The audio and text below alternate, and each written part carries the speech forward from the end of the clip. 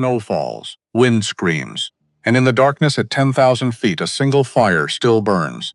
Inside, an old man sits motionless before the hearth, rifle across his lap, tin cup empty in his hand, eyes staring into the flames like he's waiting for something, or someone, who will never come. Heaven years, 7 winters, 120 names carved into stone, 3 snow-white ghosts standing outside, blue lips, terrified eyes. No one will let them in, a simple choice. But after this, everything burns. Some winters kill, some doors change everything. And some men have been dead for years but haven't laid down yet. Winter 1858 came to the Wind River Range like a fist through glass. Silent, sudden, brutal. Ezekiel Thornhill didn't hear it arrive because he'd stopped listening 7 years ago. The cabin at 10,000 feet was his coffin. He just hadn't bothered lying down yet. 52 winters behind him. Most men that age had farms, grandchildren, a chair by the fire where they told lies about the old days. Zeke had a Hawken rifle, 3 traps, and conversations with ghosts who never answered back. The wind tonight sounded like Sarah screaming. It always did. He sat in the rocker he'd built for her in 1849. Back when he still believed in things like futures. The wood groaned under his weight.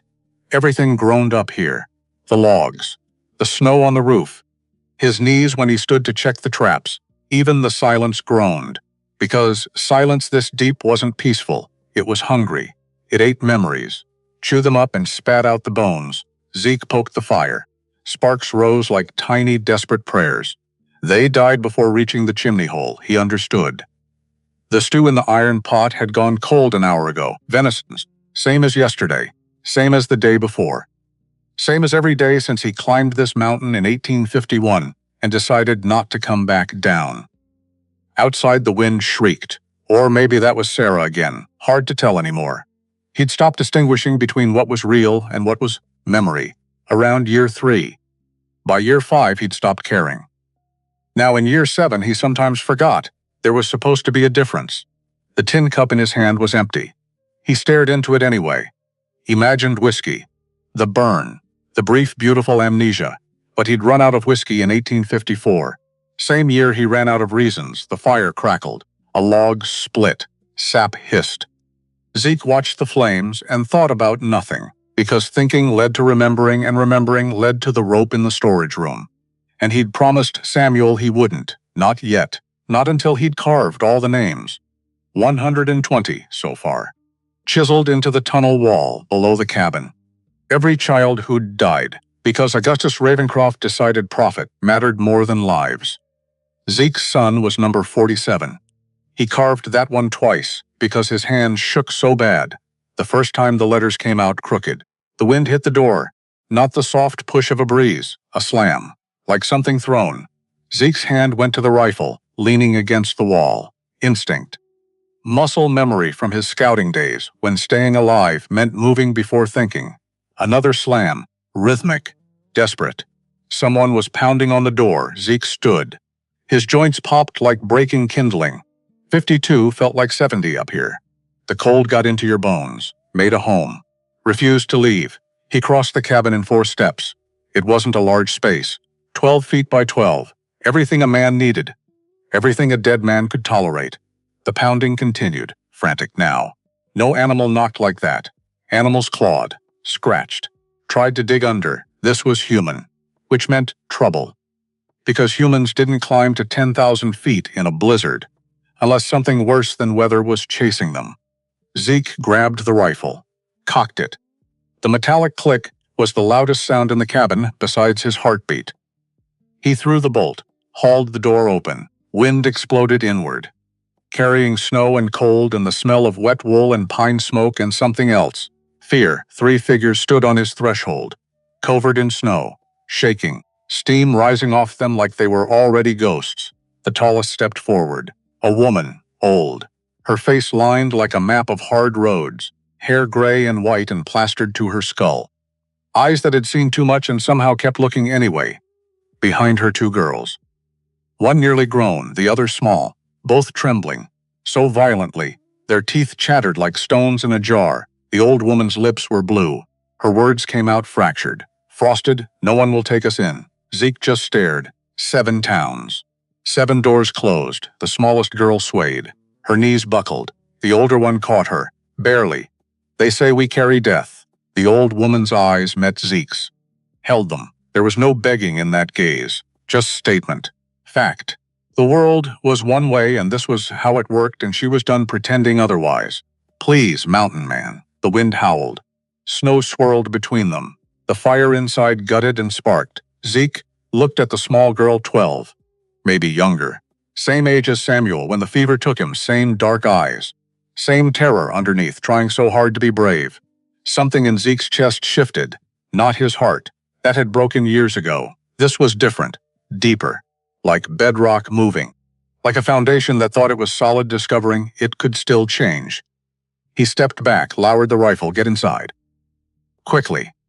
Before the wind takes the roof, they stumbled over the threshold, brought the storm with them. Snow melted instantly on the warm floorboards. Puddles formed. The old woman pulled the door shut behind her. The wind screamed protest, then cut off. Just the fire crackling. Just their ragged breathing. Zeke pointed at the hearth. Sit. They moved like sleepwalkers. Collapsed near the flames. The old woman kept the small girl tucked against her side. The older girl positioned herself between them and Zeke, protective smart. Zeke opened the chest by the wall. Pulled out 3 buffalo robes. Tossed them over. The old woman caught them. Wrapped the small one first. Then the older girl, then herself, stews cold. Still edible, he ladled it into wooden bowls. Handed them over. They ate without speaking. Desperate, mechanical. Like they hadn't seen food in days, probably hadn't. Zeke sat in his rocker. The rifle across his knees, he watched them. They watched him back, animals in a standoff. Waiting to see who'd move first. The old woman finished her stew. Set the bowl down, wiped her mouth with the back of her hand. I am Niche Greyhawk. Her English was clear, clipped. The kind that came from years around trading posts and fort negotiations. This is Dateste, my eldest, and Taba, Detesti. 17, maybe 18. Dark eyes that held no fear, just cold assessment. Calculating whether the mountain man with the rifle was more dangerous than whatever they'd run from. Taba. 12, buried in buffalo fur. Only her face visible. Round, young. Terrified but trying not to show it. Ezekiel Thornhill, Niche nodded. Like she already knew. Like she'd known before knocking. You're a long way from the southern territories. Apache don't usually wander into Wind River snowdrifts. Not unless they're running from the devil himself. Niche looked into the fire. The flames danced across her weathered face. Turned the lines into canyons. We are running from a man worse than the devil, Mr. Thornhill. She said the name like a curse. Augustus Ravencroft. The air in the cabin dropped 10 degrees. Zeke's hand tightened on the rifle stock. The name hung there, poisonous. A word that turned good men into corpses, and lawmen into liars. Augustus Ravencroft owned half of Wyoming territory. The other half he was working on. Cattle baron, land grabber. The man who decided who lived and who didn't. And the territorial governor smiled and called him friend. Ravencroft, Zeke's voice was flat, dead. The way it got when he talked about things that used to matter. Men don't cross Ravencroft and live to talk about it. What did an old Apache woman and her 2 girls do to draw the eye of the biggest cattle baron in Wyoming territory? Niche's jaw tightened. They say we stole his horses, set fire to his grain silos. Ravencroft put a bounty on our heads, $800. Dead or alive, did you? It was Detest who answered. She pulled a thick leather satchel from beneath her wet tunic, clutched it like a newborn. No, her voice was fierce, sharp. The kind of sharp that cut through lies and excuses and got straight to bone. We stole nothing. We saw something. But Zeke could press further. The wind outside died, completely. 1 second howling. Next second silence, so absolute it hurt. Zeke stood, crossed to the window, pulled back the hide covering. Moonlight poured through the thick glass. The storm had passed. Left behind 3 feet of fresh powder that sparkled like crushed diamonds. Beautiful, deadly. In the mountains, a sudden lull meant one of 2 things. Either the storm was done, or it was gathering strength for round 2. Get some sleep. Zeke pulled the hide back over the window, turned to face them. Ravencroft's men are tracking you. They lost your trail in this snow. But come morning, they'll be cutting sign at the base of the mountain. You're safe here for the night. Tomorrow we figure out how to keep you alive." Naish studied him, those old eyes seeing past the words to whatever lived underneath. Why help us? Good question. Zeke didn't have a good answer. Because you knocked. Because I opened the door. Because the small one looks like my son. Because I've spent 7 years carving the names of dead children into stone. And maybe just this, once I can stop one from being added to the list. He didn't say any of that. Because you're here. Naishi nodded, seemed to accept it. She pulled Taba close. Deteste positioned herself between them and the door. The buffalo robes wrapped around all three. Zeke sat back in his rocker, rifle across his knees. He didn't sleep. Hadn't really slept in 7 years. Just closed his eyes and listened to the ghosts and waited for dawn. Tonight the ghosts were quiet. Maybe they were watching the door too. Dawn broke like a knife through silk. Zeke had the fire going, coffee brewing in the tin pot. The bitter smell filled the cabin, stronger than medicine, blacker than sin. He poured a cup, stepped onto the small porch. His boots crunched on fresh snow. The air was so cold it burned his lungs. Good, meant he was still alive enough to feel it. The sun hit the peaks, turned them gold, touched the valley below. The snow sparkled, blinding, beautiful. The kind of morning that made men write poems. Zeke hated it because beauty like this was a lie. Underneath the sparkle was, under the ice was rock. Under the rock was nothing, same as people. He scanned the tree line 200 yards downslope. Nothing moved. The blue jays in the lower pines were silent, which meant something was down there making them silent. Zeke's eyes narrowed. Searched. Found it there. A wisp of condensation. Horse breath. Rising above a thicket of blue spruce, they'd found the trail. Zeke stepped back inside. Bolted the door. The sound made Naishi sit up. Deteste's hand went to something under the buffalo robe. Probably a knife. They're here. No panic in his voice. Just fact. The way you'd mention rain, Naishi pulled Taba closer. The girl was still asleep. Didn't know yet that the nightmare had followed them up the mountain. Zeke walked to the locked wooden cabinet. Heavy iron keys on a ring. He opened it. Inside was his arsenal. 2 Colt 1851 Navy revolvers. The Hawken rifle. A smaller percussion rifle. Powder, shot, caps, and one item he hadn't touched in 7 years. A cavalry saber from his scouting days. When he still believed in causes, he left it where it was. Tossed the smaller rifle to Deteste. She caught it one-handed. Checked the lock, the pan, the hammer. Movements so fluid they looked practiced. You know how to use that? Deteste looked up. Her stare was level, unwavering. I know how to kill men who want to kill me, fair enough. Zeke handed a Colt to Naishi. She took it, held it like she'd held guns before. Probably had. Life at the frontier didn't leave much room for people who couldn't protect themselves. Keep Taba in the root cellar, beneath the floorboards. Don't come out until I say. She shook Taba awake. The girl's eyes opened, confused, then terrified as memory caught up. Mama, shh, come. Naishi lifted the heavy woven rug, revealed the trapdoor underneath, pulled it open. Darkness below, earth and cold and the smell of stored turnips. Taba looked at Zeke, then at Deteste, then at her mother. I don't want to go down there, I know, little one. But you must. Naish helped her down the ladder. Taba's small hands gripped the rungs, white-knuckled. She disappeared into the dark. Naishi looked at Zeke one more time. A look that said, if you get my daughters killed, I will haunt you from whatever hell I end up in. She dropped the trapdoor, laid the rug back over it. Outside a voice boomed across the clearing. Hello, the cabin. Zeke recognized the voice. Cole Harrison, former Army scout turned bounty hunter. A man who enjoyed his work far too much. Zeke had crossed paths with him twice. Both times ended with somebody bleeding, not Zeke. He cracked the narrow sliding slot in the oak door, peered out. 4 riders at the edge of the clearing, horses steaming, breath visible. Harrison in front on a big roan, wolfskin coat, rifle resting casual across his saddle. Behind him 3 others. Luther Pike, young, maybe 25, trying to look hard and mostly succeeding. Danny something, early 20s. Face still soft, eyes still clear. Hadn't been doing this long, and Jeremiah Cross, Zeke's jaw tightened. Cross. 40, tracker, the best Zeke had ever seen. Could read sign like other men read newspapers. Could follow a trail 3 days cold through running water. He was also a man Zeke had shared campfires with back in the scouting days. Before everything went to hell, state your business, Harrison. Zeke's voice carried across the snow. Echoed off the peaks. You're trespassing on my claim, Harrison chuckled. The sound was like gravel grinding. Morning, Thornhill. Didn't expect to find you playing host this far up the rock.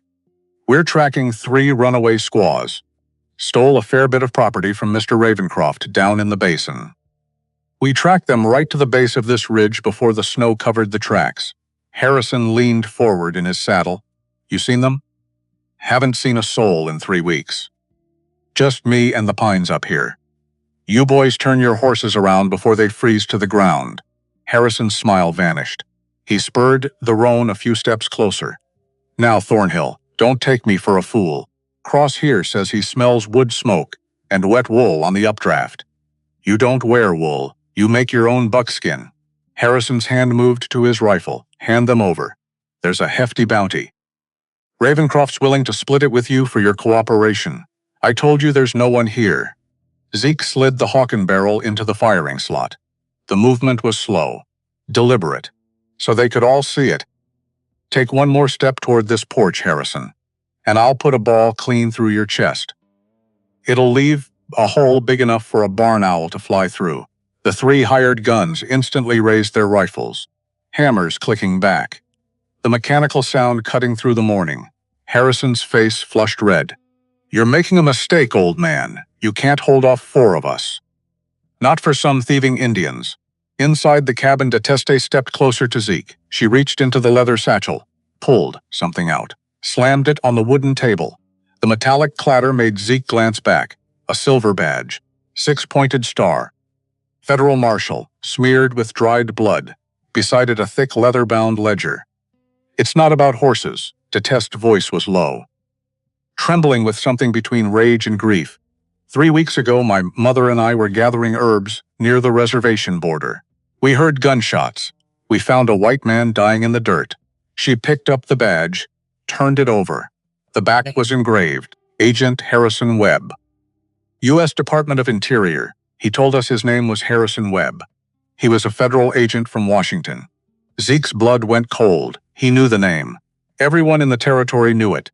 Webb had been sent west 6 months ago to investigate reports of Indian affairs, corruption, stolen rations, doctored ledgers, the usual frontier games where white men got rich and red men got dead. Webb died in my arms. Naishi's voice came from near the cellar door. She'd come back up. Standing there with the Colt in her hand, Ravencroft Altman shot him. 3 bullets, 1 in the belly, 2 in the chest. Why, before he died, he gave us that ledger and his badge. She pointed at the book on the table. The ledger proves Ravencroft has been stealing government rations for 12 years. Starving our people. Reselling the beef and grain to army forts for double the profit. He made over $40,000 while children died. Deteste's hand shook as she opened the ledger. Pages and pages of entries, dates, amounts, names. Ravencroft knows we have the book. He framed us for the fire and the horses, so his men could hunt us legally. If he gets this ledger, the truth dies with us. Zeke stared at the blood-stained badge. He'd spent 7 years running from the corruption and bloodshed of the civilized world, retreating higher and higher into the mountains to escape the endless cycle of greed and murder. But looking at the frightened yet defiant faces of the Apache women and the undeniable proof of a murdered federal agent resting on his table, he realized something. The world had followed him up the mountain. He couldn't run anymore. Outside, a rifle cracked, the window glass shattered. The bullet buried itself in the log wall inches from Naishi's head. She dropped, hit the floor. The Colt skittered across the boards. Last chance, Thornhill. Harrison's voice was pure venom now. Send them out, or we burn the cabin down with you inside it. Zeke slowly turned his head back to the firing slot. The time for talking was over. He'd known it the moment he opened the door last night. Some choices you make with words, others you make with lid. He thumbed back the hammer on the Hawken. The sound was very loud. In the sudden quiet deteste, she looked up, still crouched by the table, still holding the ledger. Take the window. When I fire, I know what to do. She raised the rifle to her shoulder, sighted through the broken glass. Zeke took a deep breath. Cold air filled his lungs, burned, clarified. He aimed the Hawken at the center of the pine log where Harrison was hiding. Didn't need to hit the man directly. At this, a ball would turn the splintering wood into shrapnel. Lord forgive me. He squeezed the trigger. The Hawken roared. The sound was deafening. A thunderclap that shook dust from the rafters and echoed across the Wind River Range. The pine log exploded. A chunk of timber the size of a man's torso flew backward, caught Luther Pike square in the shoulder. Pike screamed, dropped his rifle, tumbled into the snow, clutching his mangled arm. Return fire. Harrison's voice cracked with panic. Riddle the place. The tree line erupted.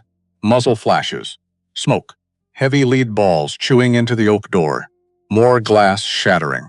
The cabin filled with the acrid stench of black powder and flying splinters. Keep your heads down. Zeke dropped to one knee. Started reloading. Powder, patch, ball, Romer. His hands moved on muscle memory. 30 years of frontier living meant you could load a rifle in your sleep, or under fire. Detesta didn't flinch. Through the broken window, she tracked the muzzle flashes, exhaled slow, squeezed, the rifle bucked. Smoke poured from the barrel, a heavy thud from the brush. Then cursing, she clipped me. That was cross. The tracker. The girl's got a rifle. Behind the snow-covered pine, Harrison dragged Pike by his collar. The bounty hunter's face was twisted in rage. This was supposed to be simple. 3 unarmed women, easy money, not a siege. Danny huddled behind a granite boulder to the left. He'd stopped firing, just stared at the blood pooling under Pike. Then at the cabin, then at Harrison. This is madness. His voice carried across the clearing. You said they were just runaways. That old man is Ezekiel Thornhill. They're shooting like they're defending Fort Laramie. He stood up. Hands raised. If they've got federal papers in there, we're dancing with the hangman. Harrison turned. Cold, dead eyes locked on Danny. The bounty hunter had long since crossed the line between law and butchery. Loose ends got you killed. Witnesses got you hung. Danny was both. I said suppress the cabin. Harrison drew his Colt. I ain't dying for Ravencroft's stolen beef, Danny shouted it, preparing to surrender to Zeke. To throw down his rifle and beg mercy. Harrison didn't hesitate. The Colt barked once. Danny jerked, stumbled forward, fell face first into the snow. Blood spread beneath him, growing, blooming. Inside the cabin, Zeke watched through the firing slot. Watched Harrison shoot his own man in the back. He just killed his own. Zeke's voice was flat. Empty. Harrison isn't leaving here without that ledger, even if he has to burn the mountain down. As if on cue, Harrison pulled something from his saddlebag. A bundle. Cloth wrapped around something heavy. He struck a match on his boot heel. Touched it to the cloth. Flames crawled up the fabric. He hurled it in a high arc. The bundle crashed onto the cedar shingles of the cabin roof.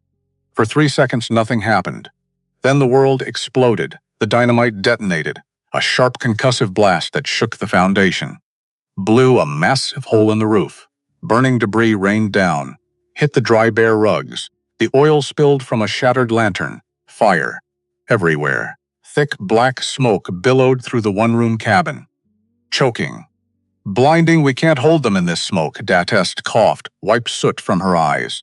Kept the rifle aimed at the door. We aren't going to. Zeke grabbed the ledger. Shoved it inside his coat. Pulled the trapdoor open. Down. All of you. Now, Nye. Nysh scrambled for the ladder. Detesti backed toward it. Still covering the door. Still ready. Zeke fired one last blind shot through the door. Didn't aim. Didn't care. Just wanted them to keep their heads down. He descended into the dark, pulled the heavy iron door shut just as the blazing roof beams began to collapse above. In the pitch black of the earthen cellar, Taba was weeping. Soft, muffled, trying to be brave, struck a match. Lit a small oil lamp. The flame guttered, steadied, cast dancing shadows on the dirt walls. The cellar was cramped, jars of preserved peaches, cured meat, turnips in burlap sacks, and the back wall. Zeke moved to it, threw aside the wooden crates, revealed a narrow opening, dark, a tunnel carved into the mountain rock. Old silver prospectors dug it. His voice echoed slightly. I cleared it out years ago. Leads straight through the ridge.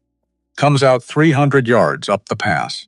Right beneath Devil's Tooth, Naish stared into the black tunnel mouth. Will they follow? Cross is a bloodhound. Once the fire burns down, he'll find the cellar. We need to be a mile high by the time he does. Zeke pushed the girls into the tunnel. Naishi went next, Zeke went last. He paused at the entrance, looked back at the cellar, his home for 7 years, going up in flames above his head, everything he'd built, everything he'd hidden in burning. He didn't feel sad. He felt lighter. Zeke stepped into the tunnel. Let the darkness swallow him. Behind him, the cabin groaned. The roof collapsed with a crash that shook the mountain, and Ezekiel Thornhill walked away from his coffin toward whatever came next. The tunnel smelled like death and silver. Not fresh death, old death. The kind that had been sitting in rock for decades, waiting for someone stupid enough to disturb it. Zeke led with the oil lamp held high. The flame threw shadows that crawled up the walls like living things. Behind him, Naishe breathed hard. Then Dateste. Then Taba, who hadn't stopped crying since they entered the dark. The passage was narrow, barely 3 feet wide, carved by men who'd believed fortunes waited in the mountain. They'd been wrong.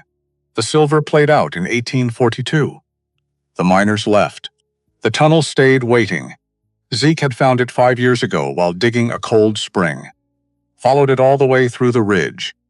Came out on the other side, near a formation called Devil's Tooth. A spire of granite that looked like a fang stabbing at heaven. He'd never told anyone about the tunnel. Now it was the only reason they weren't burning alive. How far? Datest's voice bounced off stone. 1/4 mile, maybe less. The lamplight caught something on the wall. Zeke stopped. Held the flame closer. Names. Carved into rock, not the miners. These were newer, his work. 7 years of chisel and gilt. William Crowfoot, 6 years, died winter 1852. Hannah Brightwater, 9 years. Died spring 1853. Jacob Redbird, 11 years, died winter 1854, on and on. 120 names, give or take. Zeke had lost count around 80. Just kept carving. Every child who'd starved because Augustus Ravencroft decided theft was easier than honesty. Naisha's hand touched the wall. Her fingers traced letters, found one name. Stopped Mary Greyhawk, 8 years, died winter, 1852, her daughter. Distis' sister. Dead. 6 years before Zeke carved her name, but he'd carved it anyway, because someone needed to remember, and God clearly wasn't paying attention. You did this. Naisha's voice was barely a whisper. You carved all these names. Zeke didn't answer. What was there to say? Yes. I carved them. I carved them because I couldn't save them. Because I led soldiers to your village for $50, and your husband died, and I went home and found my own son, dead from the same fever that killed him. Because Ravencroft's stolen rations meant no medicine, no food, no hope. So yes, I carved the names every winter, every child. Every life Ravencroft's greed had consumed. 7 years. Naisha's hand stayed on her daughter's name. You've been up here 7 years carving dead children. Someone had to remember. Dasti moved closer. Her fingers found another name, Samuel Thornhill, 11 years, died spring 1851. She looked at Zeke, understanding dawning in her fierce stare. Your son, not a question. Yes, the word came out sharp. Broken.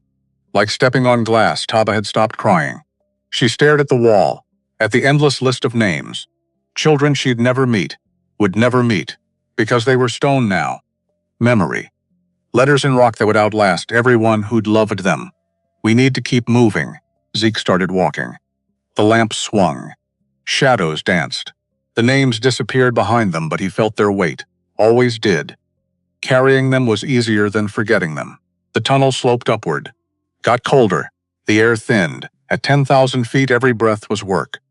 At 11,000, it was war. Twesta stumbled, caught herself on the wall. Her breathing was ragged. How much further? We're close. Zeke could see light ahead. Not lamplight. Real light. gray and cold but real. The exit, they emerged onto a rocky ledge overlooking the valley. Below them, smoke rose from where the cabin used to be, a black column against pristine snow. Zeke watched it climb toward the sky and felt nothing. 7 years in that cabin. 7 years talking to ghosts. 7 years waiting to die. Good riddance. Where now? Naishi pulled Taba close. The girl was shaking. Not from cold. From exhaustion. From fear. From being 12 years old and watching the world try to kill her. Devil's Tooth. We climb to the overhang. Wait for them to pass underneath. Then we make for the high pass. Detesta scanned the tree line below. Her rifle ready, they'll follow, I know. We can't outrun them. Not with Taba, I know. So what's the plan? Zeke looked at her. This 17-year-old girl who'd learned to kill before she learned to read. This child warrior who shouldn't exist, but did because the world made monsters necessary. We survive. Everything else is negotiable. They climbed. The snow was waist-deep here. Every step was agony. Zeke broke trail, used his body weight and the rifle butt to carve a path. Behind him the women followed, single file, using his footprints. Taba fell twice. Naish hauled her up, kept moving, no words, just brutal forward motion. 2 hours of climbing. The sun climbed with them, turned the snow into blinding white fire. Zeke's eyes burned. His lungs screamed. His leg muscles felt like they'd been replaced with broken glass. But he kept moving. Because stopping meant dying, and he'd promised Samuel he'd finish the list first. Still had names to carve. A rifle shot cracked across the ridge. The bullet skipped off granite 2 feet from Zeke's head. Stone fragments exploded. Cut his cheek. Blood ran hot down his face. Froze almost immediately. He threw himself into a snowbank. Dragged Taba down with him. They found the tunnel. Detest dropped to her stomach. Crawled to the ridge edge. Peered over, 300 yards below. Struggling through the trench Zeke had carved. 2 riders. Harrison on the big roan, and Cross on a gray mare. Where was Pike? Dead probably. Or left behind. Didn't matter, 2 was still too many. Harrison raised his rifle. Fired again. The ball whined overhead. Buried itself in a snowdrift. Keep moving. Zeke hauled Taba up. Shoved her toward Naishi. Get to the overhang. Go, Naishi grabbed her daughter. Started climbing. Detesti backed up the slope. Rifle aimed downward. Ready, move. Zeke's voice cracked like a whip. She moved. Zeke wedged himself behind a frozen stump. Laid the Hawken across the wood. Watched Harrison and Cross struggle upward through hip-deep powder. They were gaining slowly. But gaining, Zeke sighted down the barrel. Waited for Harrison to clear the trees. Steady. Steady. Harrison stepped into the open. Zeke squeezed. The Hawken roared. Smoke billowed. The ball sang through cold air. Missed. Hit a tree trunk 3 inches to Harrison's left. The bounty hunter dove for cover. Started laughing. The sound carried up the mountain. Manic. Delighted. You're getting old, Thornhill. Used to be you could hit a rabbit at 300 yards. Zeke reloaded. Hands shaking. From cold. From exhaustion. From being 52 and realizing his body didn't work like it used to. Another shot from below. This one from Cross. The tracker didn't miss. The ball tore through the fleshy part of Zeke's left thigh. Punched clean through. He felt the impact before the pain. Like being kicked by a mule. Then the pain arrived. White hot, searing, exploding down his leg. He bit down on his lip. Tasted copper. Kept from screaming by sheer force of will. Blood poured from the wound. Bright crimson against snow. Steam rose from it. Zeke pulled his belt loose. Wrapped it around his upper thigh. Cinched it tight. The bleeding slowed. Didn't stop. But slowed good enough. He tried to stand. His leg buckled. He went down hard. Face first into snow. Can't. Can't do this. Too old, too slow, too broken, Sarah's voice in his head. Or maybe his own. Hard to tell anymore. Get up. Can't get up, or Taba dies. Naishi dies. Deteste dies. Everyone dies because you're lying in the snow feeling sorry for yourself. Get up. Zeke got up. Used the rifle as a crutch. Hobbled upward. Each step was a fresh scream from his thigh. Each step left blood in the snow. A trail any fool could follow. Which meant Cross would have no trouble at all. Ahead, Detest appeared over a ridge. Saw him. Saw the blood. Her face went white. You're hit, noticed. She scrambled down. Got under his arm. Took his weight. Can you walk? I'm walking. Can you run? Not even a little. They made it to the overhang. A massive shelf of rock jutting out from the mountain face. Below it, a sheer drop. 60 feet straight down to a slope covered in deep powder. Naish had Taba wrapped in both buffalo robes. The girl was unconscious. Hypothermia, probably. Her lips were blue. Her breathing shallow. She needs warmth. Naishi's voice was steady, controlled. The kind of control that came from watching people die, and knowing panic made it worse. We need to keep moving. Zeke collapsed against the rock wall. His leg was on fire. The belt tourniquet was soaked through. Blood dripped onto stone.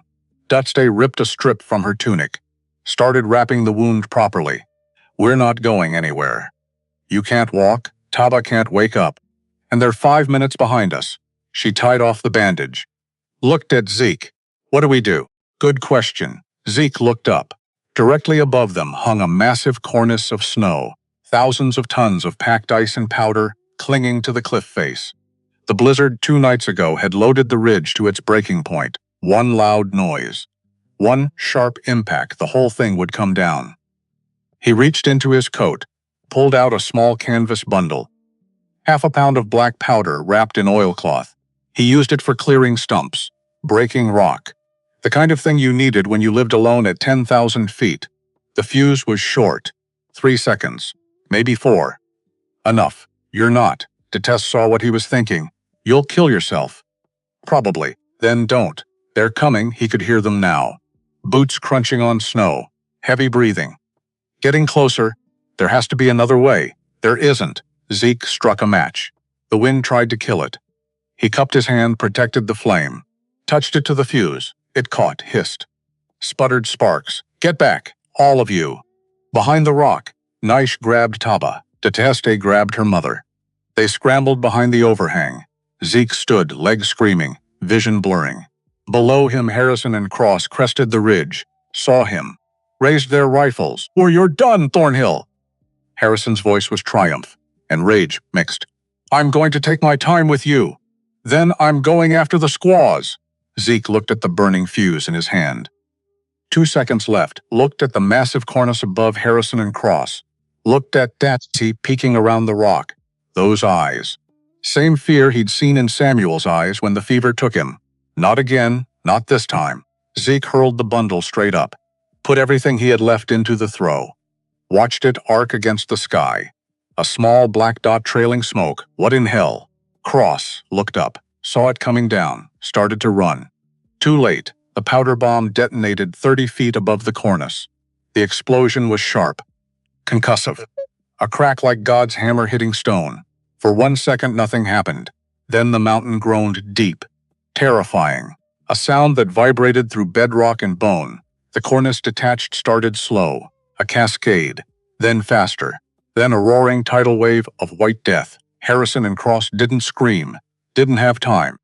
The avalanche hit them like a locomotive made of ice. Swallowed them whole. Buried them under millions of tons of crushing weight. The wave kept coming. Snapped century-old pines like twigs. Roared down the slope. Consumed everything in its path. Zeke felt the overhang shake. Felt the rock groan.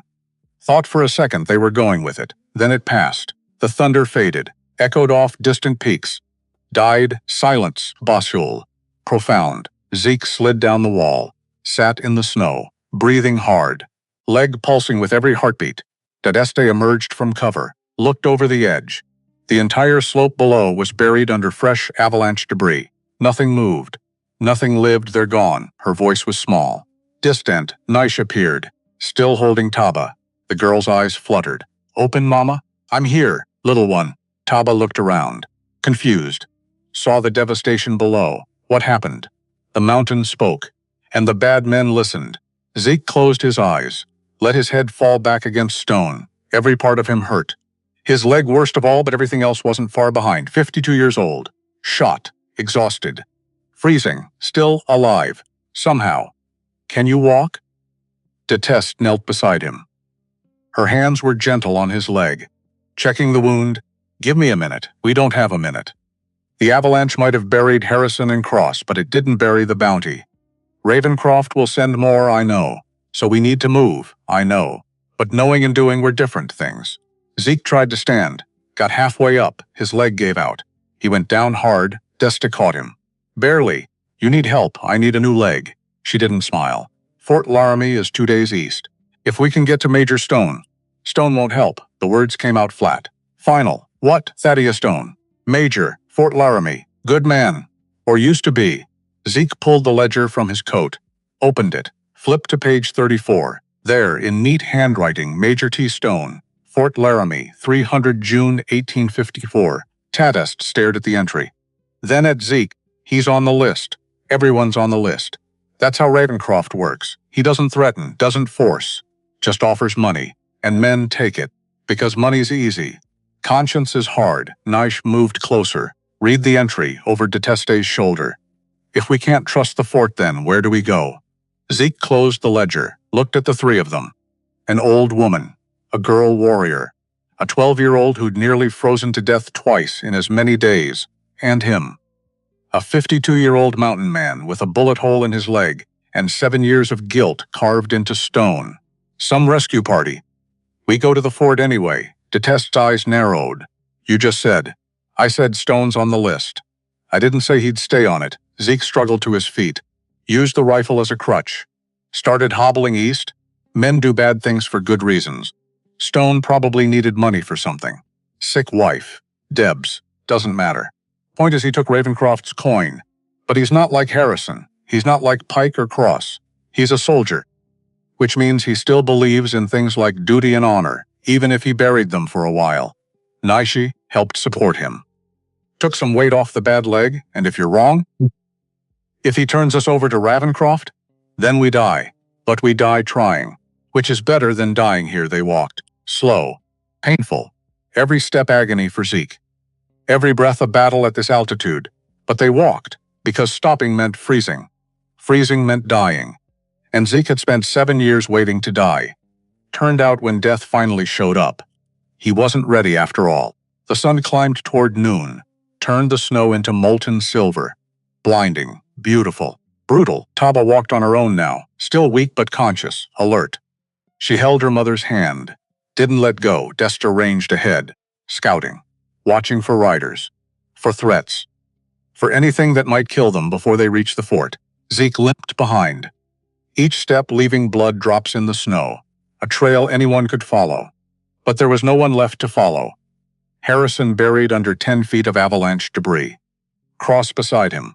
Pike probably dead from his wounds. Danny shot in the back by his own commander. 4 men came up the mountain. 4 men stayed good. Zeke's leg buckled again. He went down. Couldn't catch himself. Hit the snow face first. Naish crouched beside him. Turned him over. Her weathered face was creased with concern. You're getting worse, I'm fine. You're bleeding through the bandage. The wound needs proper care. Cauterization, probably. I said I'm fine, but he wasn't. They both knew it. The cold was getting into the wound. Infection would follow. Then fever. Then death. Unless they reached the fort, unless Stone helped, unless 100 things went right that had no business going right. Why are you doing this? Naishi's question hung in the cold air. Doing what? Helping us. You could have turned us away. Could have stayed in your cabin. Lived out your days carving names and talking to ghosts. Zeke looked at her. This old Apache woman who'd lost a husband and a daughter.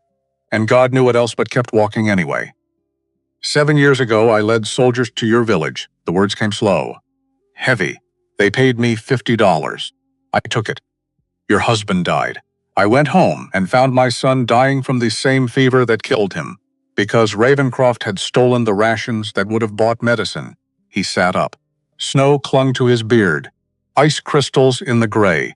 I spent 7 years carving names because I couldn't save them. But you knocked on my door. And I realized something. Naishi waited. I can't bring back the dead. Can't undo what I did. But I can make sure no more names get carved. Starting with yours. Starting with Deteste's. Starting with Taba's. He pushed himself up. Used Naishi's shoulder for support. So that's why I'm doing this. Because you knocked. And I finally answered. They kept walking. The sun started its descent. Shadows lengthened. The temperature dropped. At night it would hit 20 below. Maybe 30. They needed shelter. Dastet found it. An overhang of rock that blocked the wind. Not warm, but better than open air. They huddled together. Shared body heat. Naishi wrapped Taba in all 3 buffalo robes. The girl fell asleep almost instantly. Zeke sat with his back against stone, legs stretched out. The wound had stopped bleeding, but only because there wasn't much blood left. He felt cold, not surface cold. Deep cold, the kind that started in your bones and worked outward. Bawd sign. Dadeste settled beside him, rifle across her knees. Tell me about him. Who? Your son. Samuel. Zeke was quiet for a long time, listening to the wind, to Taba's breathing, to his own heart beating slower than it should. He liked rocks. Collected them. Had maybe 50 different kinds. Could tell you where each one came from, what it was made of. He was 11, but he knew more about geology than men twice his age. A ghost of a smile touched his lips. Wanted to be a surveyor, map the whole territory, find silver, gold, make us rich. The smile faded. Then the fever came. Ravencroft had stolen the shipment of medicine meant for the fort, sold it to settlements further east for triple the price. By the time we got word, there was no quinine left anywhere in the territory. His voice went flat. Sarah tried everything. Cold compresses, willow bark tea, prayer. Nothing worked. He died in 3 days. She followed a week later. Different fever. Same result. The test was silent. I buried them on the mountain. Went back to the cabin. Found my old chisel. Started carving names. Every child who died that winter. Samuel was number 47. He looked at her. You were 10 when I led the soldiers to your village? She nodded. I remember. It was spring. We were planting corn. Then the bluecoats came, burned everything. Father tried to stop them. They shot him. I'm sorry. The words were inadequate. Useless. But they were all he had. Sorry doesn't bring him back. No, it doesn't. They sat in silence. 2 people bound by grief and guilt and a dead federal agent's ledger. Finally, Dateste spoke. When we get to the fort, when we give Stone the ledger. What happens to you? What do you mean? You killed 4 of Ravencroft's men. Destroyed his operation. There'll be consequences, Zeke shrugged. I've been dead 7 years. If they hang me, I'll just be making it official. That's not funny. Wasn't trying to be. She turned to face him. Those fierce eyes serious. You opened the door. You let us in. You carved my sister's name. You can't give up now. I'm not giving up. I'm being realistic. Men like me don't get happy endings. Men like you? Broken. Used up. Haunted. Dast shook her head. That's not what I see. Then what do you see? Someone who finally stopped running. Morning came hard and cold. Zeke's leg was worse, swollen. Hot to the touch despite the freezing air. Infection. Definitely infection. He could barely stand. Couldn't walk without support. Naishi and Dateste took turns, one on each side. Taba walked behind, carrying the rifles, the ledger, everything else. They made maybe a mile in 3 hours. Not good enough. The fort was still a full day away. Maybe more at this pace. Zeke was slowing them down. He knew it. They knew it. No one said it. Around noon, Dateste stopped. Listen. Zeke listened. Heard nothing but wind. What? Hoofbeats. Then he heard it. Faint. Distant. But unmistakable. Horses. Multiple. Coming from the west. More bounty hunters. Naish pulled Taba close. How many? Dateste climbed a small rise. Scanned the tree line. 3 riders. Maybe 4. Too far to tell. Zeke looked around. Open ground. No cover. Nowhere to hide. Even if they could run, they'd be spotted in seconds. They were caught. Give me the rifle. Dateste handed it over. Zeke, check the load. Pan primed. Hammer back. Take Taba. Get to those rocks. He pointed at a small outcropping 50 yards east. What about you? I'll slow them down. Buy you time. You can barely walk. Don't need to walk to shoot. Naish grabbed his arm. This is suicide. Maybe. But it's my choice. No go. He pushed them away. Hobbled toward a fallen log, took position behind it. Laid the rifle across the wood. Sighted downrange. The hoofbeats got louder. Closer. Zeke's finger found the trigger. This was it. Last stand. Mountain Man versus whoever Ravencroft sent next. Not how he'd pictured dying. But then again, he'd stopped picturing anything years ago. The riders crested the rise. 4 of them blue coats. Army. Zeke's breath caught. The lead rider pulled up short. Raised a hand. The others halted. Ezekiel Thornhill? The voice was familiar. Rough. Exhausted, Zeke squinted. Recognized the face, Major Thaddeus Stone, Fort Laramie, the man whose name was on page 34 of the ledger, the man they were going to for help. Here now, Stone? The major dismounted, walked forward slowly, hands visible. No weapons drawn, put the rifle down. Zeke. We're not here to fight. Then why are you here? Stone stopped 10 feet away, looked at the blood-soaked bandage on Zeke's leg, at the rifle shaking in his grip, at the exhaustion carved into his face. Because a young man named Danny rode into the fort last night. Told me everything. About Harrison, about the ledger, about 3 Apache women running for their lives. He took another step. About a mountain man who decided enough was enough. Zeke lowered the rifle. You're on the list, Stone. Page 34, $300. June 1854. The major flinched, but didn't deny it, I know. My wife needed surgery. I didn't have the money. Ravencroft offered. I took it. I've regretted it every day since. He met Zeke's eyes, but that stops today. Danny said, you have the ledger, the proof. Everything we need to bring Ravencroft down. Zeke nodded toward the rocks, where Naishi and D'Attest were hiding. They have it. Stone raised his voice. Mrs. Greyhawk, I give you my word. You and your daughters are under the protection of the United States Army. Please, come out. For a long moment, nothing happened. Then Naishi emerged, D'Attest beside her. Taba between them. Stone approached slowly, respectfully. Stopped a few feet away, ma'am. I know you have no reason to trust me, but I swear on my wife's grave I will see justice done. Ravencroft will answer for his crimes. Your husband will be avenged. Those children will be remembered. D'Attest pulled the ledger from her coat, held it out. Stone took it, opened it. His face went white as he read Nymon's. Dates, amounts. 12 years of systematic theft, thousands dead, children, elders, entire families. And there, page 34, his own name, his own shame. God forgive me. His voice broke. I knew it was bad. I didn't know it was this. He closed the ledger, looked at them all. We ride for the fort now. Zeke needs a surgeon. You all need food, rest, safety. And then we're going to make damn sure Augustus Ravencroft hangs for every name in this book. Fort Laramie sat on the North Platte River like a clenched fist. Wooden walls, guard towers. The American flag snapping in wind that never stopped blowing. Zeke had been here before, years ago. Back when he still believed in institutions. In order. In the idea that men wearing uniforms were somehow better than men without them. He'd learned different, but here he was again. Riding through the gates on a horse that wasn't his. Leg wrapped in fresh bandages, soaked with carbolic acid that burned worse than the bullet hole. The fort surgeon had dug out the ball, cauterized the wound, given him laudanum for the pain. Zeke refused it, needed his mind clear. Needed to see this through. Stone led them to the headquarters building. 2-story log construction. Officers' quarters upstairs. Command post below. Inside smelled like ink and tobacco and old decisions.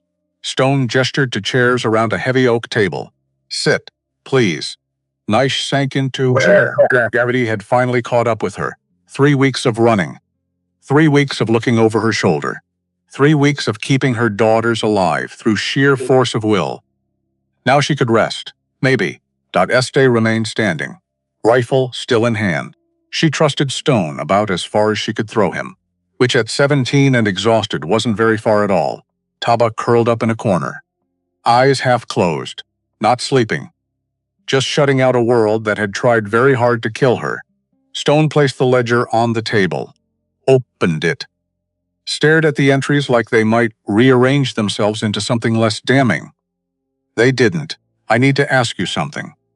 Stone looked at Naishi. And I need the truth. I have given you nothing but truth, Agent Webb. When he died. Did he say anything else? Anything about who else knew he was investigating Ravencroft? Nash closed her eyes. Remembered, he said Ravencroft had people everywhere. In the territorial government, in the army, in Washington. He said the only way to stop him was to make the ledger public. Force a trial. Make it too big to bury. She opened her eyes, then he died. And we ran. Stone nodded slowly. Turned to a younger officer standing by the door. Lieutenant Carson. I want every available man assembled in 1 hour. Full kit. We're riding to Ravencroft's ranch. Carson's eyes widened. Sir? That's an order. Lieutenant, yes, sir. Carson left. Fast. Stone looked at Zeke. Can you ride? I can sit on a horse. Whether that counts as riding is debatable. Good enough. You're coming with us? Why? Because you're the only witness to Harrison's crimes who's still breathing. And because when we arrest Augustus Ravencroft, I want him to see the man who brought him down. Ravencroft's ranch sprawled across 10,000 acres of prime grazing land. Cattle, hundreds of them. Thousands, maybe. Fat, healthy, worth a fortune, built on stolen grain, purchased with blood money, fertilized with the bones of children who'd starved, so Augustus Ravencroft could add another zero to his bank account. The main house was 3 stories, white clapboard, columns. Like some plantation owner had gotten lost and ended up in Wyoming. Stone rode at the head of 30 soldiers. Zeke beside him, Naishi and her daughters in a wagon behind them. Protected, but present. This wasn't a secret raid, this was a reckoning. The gates to the ranch stood open. No guards, no resistance, which made Zeke nervous. Too easy, Stone nodded. I know. Keep your eyes open. They rode into the courtyard, dismounted, boots on gravel. Rifles ready, the front door opened. Augustus Ravencroft stepped out 60 years old. Silver hair, expensive suit. Face like a banker who'd foreclosed on your farm, then invited you to dinner. He looked at Stone, at the soldiers, at the wagon carrying 3 Apache women. Smiled Major Stone. To what do I owe the pleasure? Augustus Ravencroft, you're under arrest for theft of government property, embezzlement, fraud, and conspiracy to murder a federal agent. Ravencroft's smile didn't waver. That's quite a list. I assume you have evidence. Stone pulled the ledger from his coat, held it up, 12 years' worth. Every theft, every bribe, every name, including Major T. Stone, page 34, $300. June 1854. The smile finally cracked. You're arresting yourself? I'm testifying against you. There's a difference. Ravencroft descended the steps. Slow, controlled. A man used to being in charge. You think this will work? You think a military tribunal will convict me? I own half the territorial government. The other half owes me favors, maybe. But the ledger's already on its way to Washington. Copy went out on this morning's stage. By the time your lawyers get involved, this will be front-page news from here to New York. Ravencroft stopped. The control slipped. Just for a second. Long enough for Zeke to see the panic underneath. You're bluffing. Am I? They stared at each other. 2 men who'd played the game. One trying to leave it. The other trying to stay in it. Ravencroft broke first. Fine. Arrest me. Put me on trial. I'll be out in 6 months. And when I am, every single person who testified against me will regret it. He looked at Naishi. Especially you and your half-breed daughters. Detest was off the wagon and moving before anyone could stop her. Rifle raised. Finger on the trigger. Say that again. Ravencroft didn't flinch. Half-breed. Mongrel. Savage. Take your pick, Detesti. Zeke's voice was quiet. Steady, don't. He killed my father, killed my sister. Killed Webb. He deserves to die. He does. But not by your hand. Not like this. She didn't lower the rifle. Why not? Because then you become what he thinks you are. And you're better than that. For 10 seconds, nobody breathed. Then Detesti lowered the rifle, stepped back. Ravencroft laughed. Good dog. Knows when to heal. This time it was Stone who moved. Fast, his fist connected with Ravencroft's jaw. The older man went down hard, blood on his lips, resisting arrest. I'll add it to the list. Stone gestured to 2 soldiers. Take him. Shackles. He doesn't speak to anyone. Doesn't write to anyone. Full isolation until the tribunal. They hauled Ravencroft to his feet, marched him to a supply wagon, locked him in the back. Zeke watched it happen. Felt nothing. No satisfaction. No justice. Just emptiness. 7 years he'd waited for this. 7 years of carving names and imagining the day Ravencroft would pay. Now it was happening, and it felt like nothing. You all right? Stone stood beside him. No, didn't think so. The tribunal convened in the fort's chapel. Only space large enough. Pews removed. Tables set up. 3 judges behind a long bench. All Army.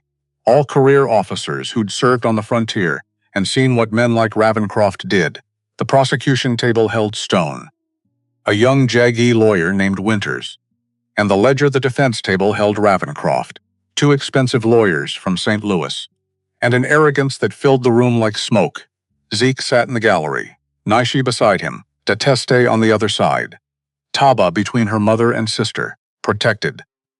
Always protected, the head judge banged his gavel. This tribunal will come to order.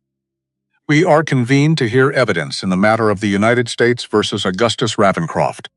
Charges include theft of government property, embezzlement, fraud, and conspiracy to commit murder. He looked at the defense table. How does the defendant plead?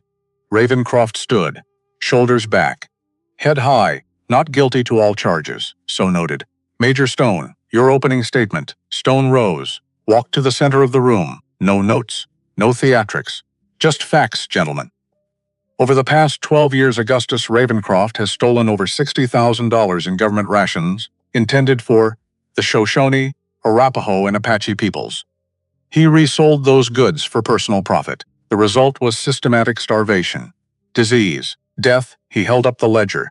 This book contains every transaction, every bribe, every theft. It was compiled by Federal Agent Harrison Webb, who was murdered by Mr. Ravencroft's employees. To prevent this information from becoming public, he set the ledger on the judge's bench. The evidence is clear. The crimes are documented. Justice demands a reckoning. He sat. The defense lawyer stood, older, gray-haired, voice like honey over gravel. Gentlemen, my client is a rancher, a businessman, a pillar of this community. The so-called evidence presented by the prosecution comes from a dead federal agent of questionable reputation, and 3 Apache women who have every reason to lie. He gestured at Naishi. Mrs. Greyhawk claims Agent Webb gave her this ledger as he died. But where were the witnesses? Where is the proof she didn't manufacture this document herself? Naisha's hands tightened on the armrest. Deteste put a hand over hers, held it, kept her still. The lawyer continued. Furthermore, the prosecution's key witness is Ezekiel Thornhill, a hermit, a man who has lived in isolation for 7 years. His testimony is unreliable at best. Zeke felt eyes on him. Didn't react. Just sat. Let the words wash over him. True. Some of them. The hermit part. The isolation. The rest was lies, but lies were what lawyers did. The defense will prove that this entire case is a fabrication.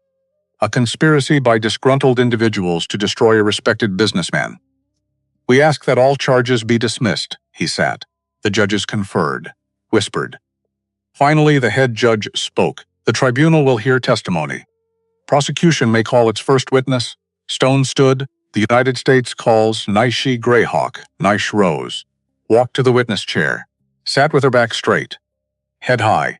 A woman who'd survived hell and refused to be broken by it. The young lawyer Winters approached. Mrs. Greyhawk, please tell the court what happened on the night of November 3rd, 1858. Naisha's voice was steady. My daughters and I were gathering herbs near the reservation border. We heard gunshots.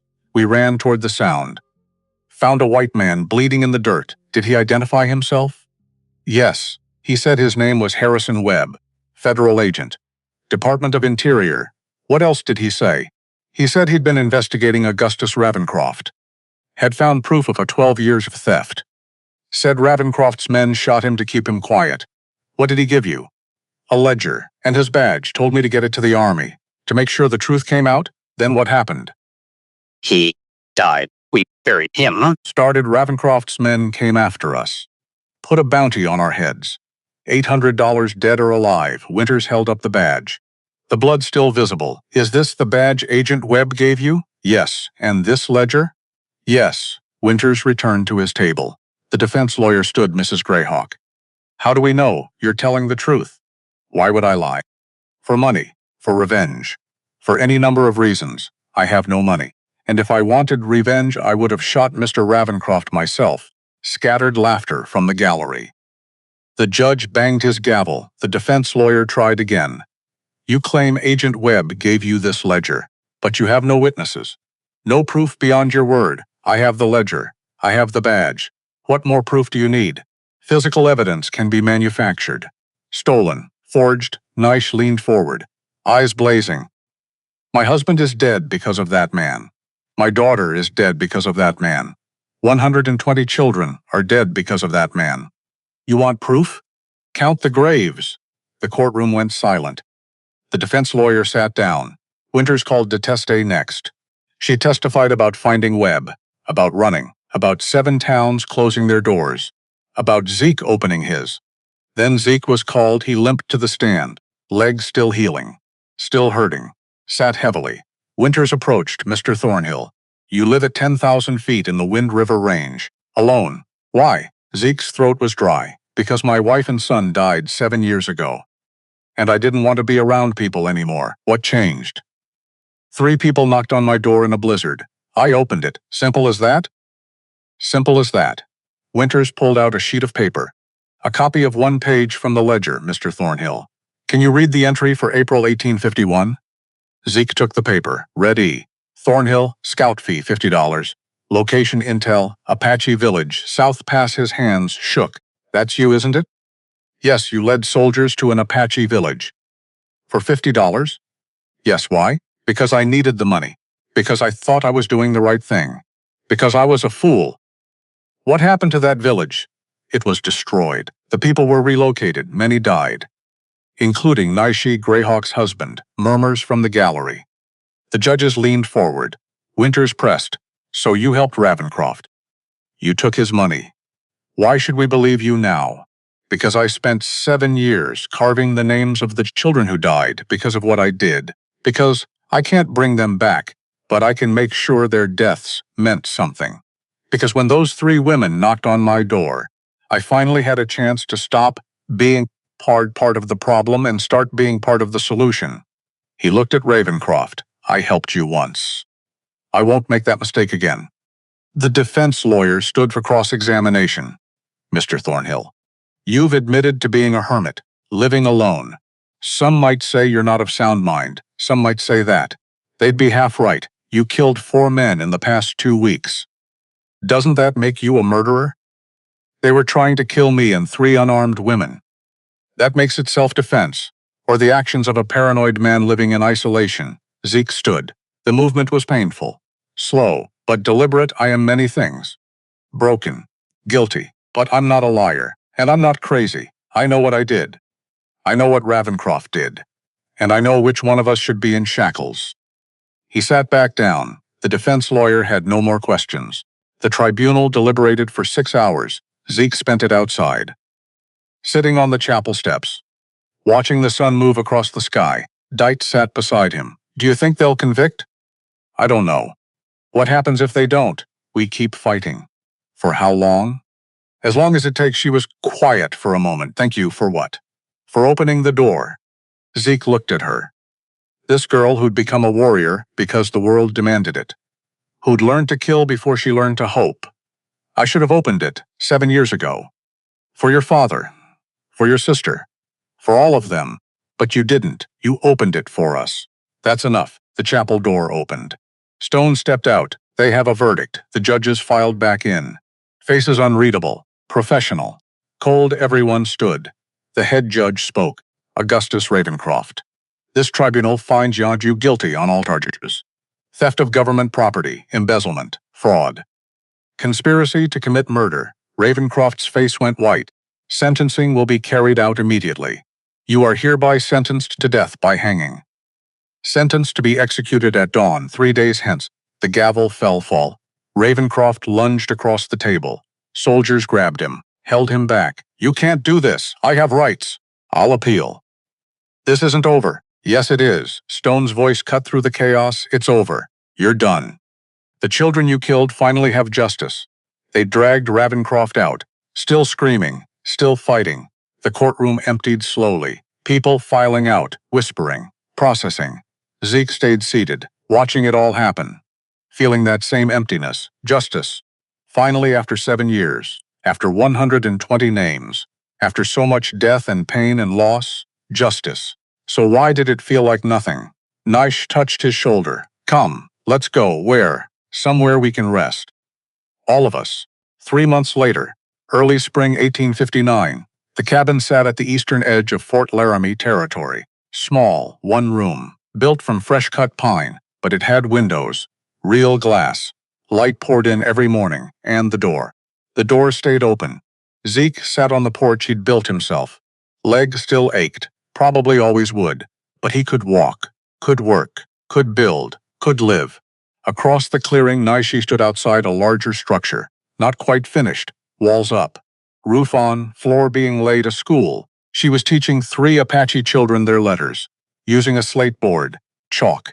Patience.test worked nearby, showing 2 Shoshone boys how to track, how to read sign, how to survive. Skills that kept people alive. Skills she'd learned the hard way. Taba sat on a stump, writing. Her letters were shaky but improving. She was learning to spell the names Zeke had carved, making sure they were remembered not just in stone but in ink, in history. Stone visited yesterday. Brought news Ravencroft had been executed on schedule. His estate seized. The money distributed to the tribes he'd stolen from. It wasn't enough. Could never be enough. But it was something. The list of names from the ledger had been published in newspapers across the country. Caused a scandal. 3 governors resigned. A dozen judges were removed. The entire Indian Affairs Department was investigated. Real change. Slow. Incomplete. But happening. Taba ran up to the porch, waving a piece of paper.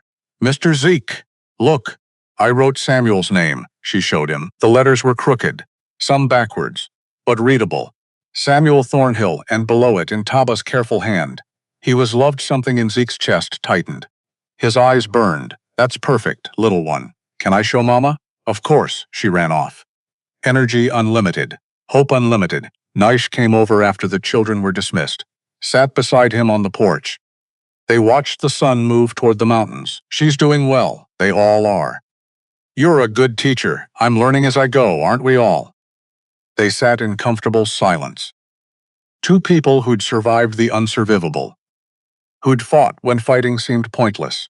Who'd opened doors when every instinct said keep them locked. Do you still talk to them? Naishi's question was gentle.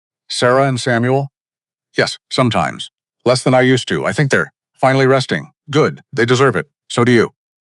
Zeke looked at the school, at the children, at the life that had somehow grown from all that death.